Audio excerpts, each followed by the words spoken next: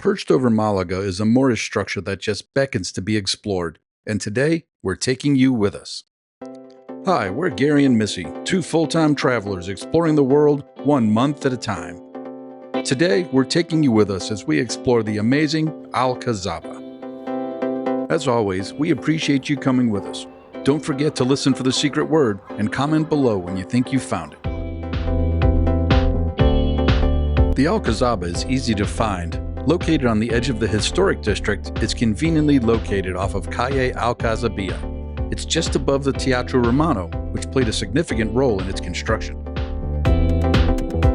Take this walkway on your left just past the ruins.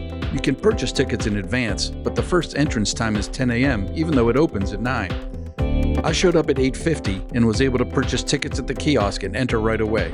As you'll see later, I highly recommend starting your visit early.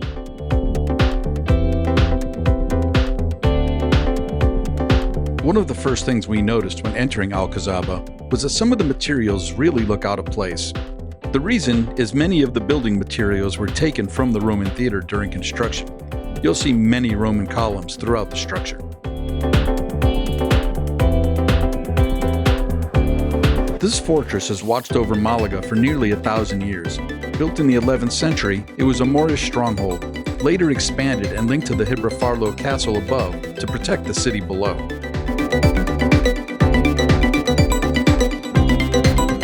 The entrance to the lower level, depending on the source, is either called the Door of Christ or the Arch of Christ, because in the 1800s, the tower held a Christ altarpiece.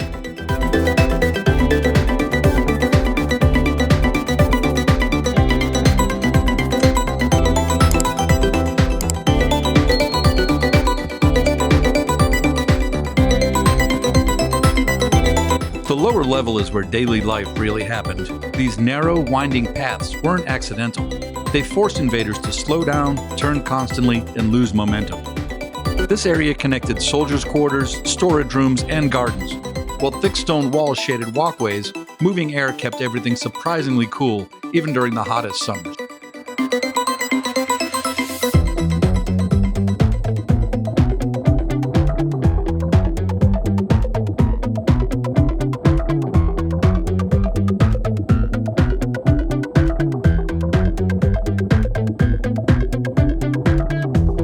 If you're taking your time walking through the Alcazaba, don't be concerned about food, drink, or bathrooms because there is a cafe serving snacks and a restroom right next to it.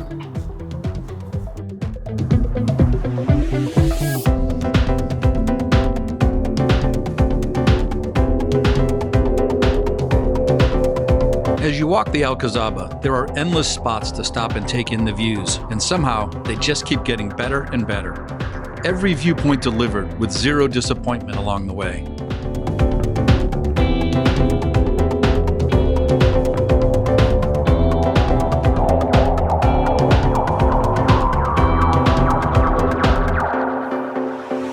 The weapons patio wasn't just a pretty courtyard. This space was used to store and move weapons, keeping defenders ready at a moment's notice. Open, organized, and easy to control, it shows how even the calmest corners of this fortress were designed with defense in mind.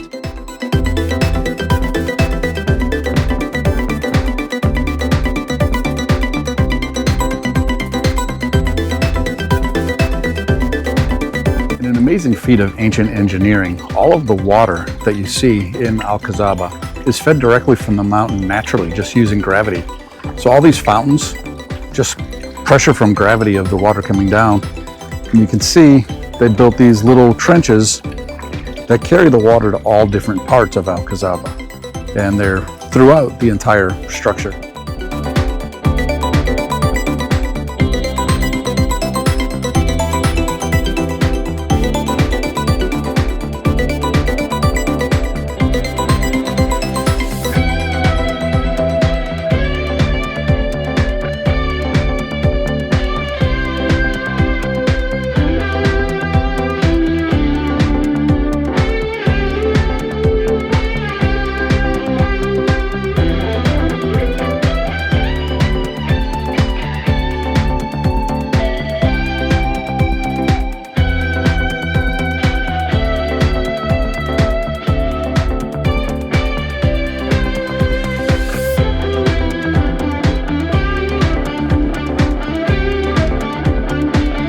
door to the Hall of Granada is the gateway to the upper level where the royal halls begin.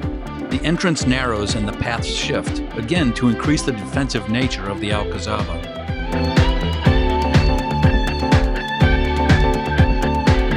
Can you imagine being an invader and having to navigate these corridors during battle to reach the royal palace?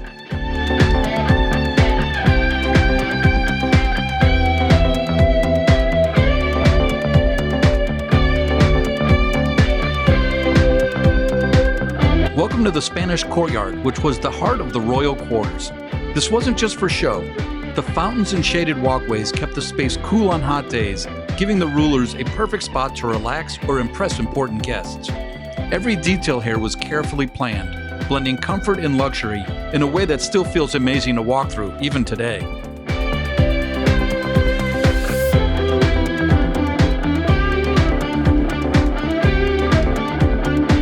The Pavilion of Lobed Arches was a cozy, airy retreat for the rulers to relax and enjoy the breeze. Just steps away from the Spanish courtyard, the grand open space is also meant to impress and entertain guests. But while the courtyard was about prestige and formal gatherings, the pavilion offered a more private spot for quiet comfort. Be sure not to miss this little staircase up here on the left. It doesn't look like it would lead to much. But, you know, I'm into exploring any staircase or little nook that I see. So I came on up, winds around a little.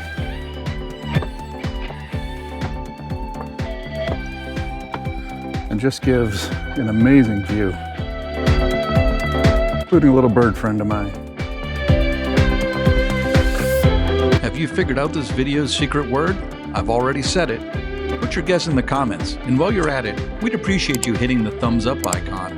And if you're enjoying this video, please subscribe and hit the notification bell. Just on the other side of those other steps, don't miss these steps either, as they give you a great view of the old town of Malaga.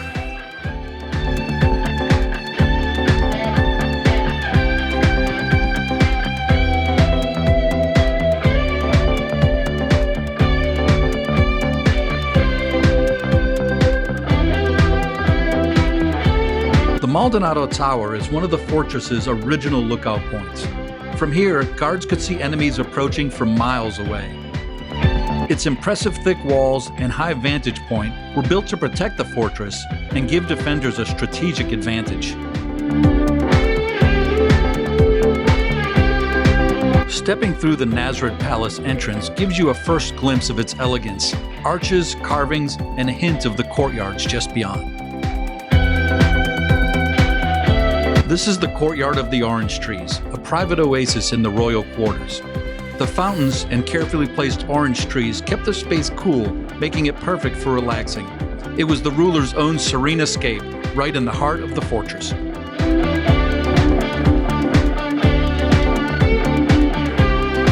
As we move from the Courtyard of the Orange Trees to the Courtyard of the Pool, you can see a shift in focus. The Courtyard of the Orange Trees was a shaded retreat for quiet reflection. The pool courtyard is more open and elegant, impressing with its reflective water, offering a serene, grand space to end our tour of the royal court. So this wraps up my visit to Alcazaba. It really was just an amazing structure, a highlight of visiting Malaga, so I highly recommend coming to see it and get here early before the cruise ships come in. Especially if you're going to take video, I was able to get all the shots that I wanted with almost no people in any of them. But it is now about an hour after I entered the park, and it's not overrun, but there's people in every spot that you'd want to get a picture from. So get here early and walk through rather quickly, stay ahead of the crowd if there is one, to get your pictures, and then take your time walking back down, which is what I did, and was able to enjoy all the nuances and everything on my way back down. Also, be sure to look in every nook and cranny, because there's these little, I won't call them hidden staircases, but out of the way staircases and little hallways that bring you to some really interesting views. That's it from Alcazaba. Appreciate you watching, and see you on the next adventure. As always, we appreciate you spending your time with us. If this is your first time visiting, thank you. Here are some other videos we think you'll enjoy.